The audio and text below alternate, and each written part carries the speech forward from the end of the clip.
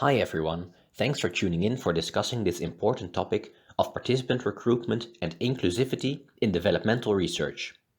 I would like to take this opportunity to briefly talk about something I used to hate but I now actually love. Objections. Well, not really, but here is why they are great. Having to deal with objections or reasons why potential participants do not want to participate in your great research study can be one of the most stressful and draining aspects of recruitment, and perhaps of the entire research cycle. But getting those objections is actually great. It means people are seriously listening to you and actively imagining what it would take them to participate in your study. How nice! Also, I strongly believe that there is not a single objection that we cannot tackle for our participants.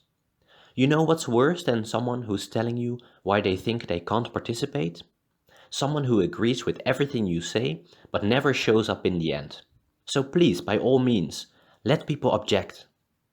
As with every human interaction, listening is key.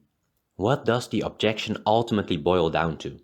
The earlier we recognize this, the easier it becomes for us to provide a positive and constructive response. Objections aren't conversation enders, they are conversation starters.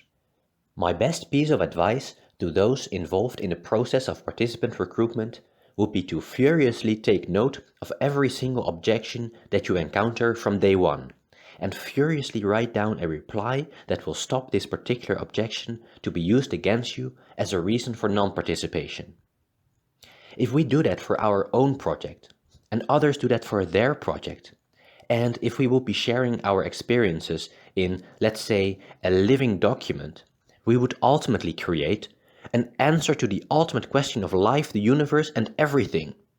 Okay, it won't be an answer to everything, but we would create a wonderful booklet full of objections from all possible types of studies and stakeholders with responses that didn't work, and of course responses that did work. Sounds like a bestseller to me. It would only be fair that whoever suggests this also starts with it. I'll happily send you my objections document and would love to add your experiences too. Of course, participation in any type of research is always voluntary, and having great answers to objections is no guarantee at all to include whoever you encounter.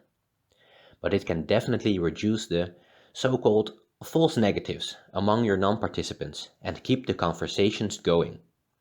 Hope to hear from you, and I wish you all the best in obtaining the sample of your dreams.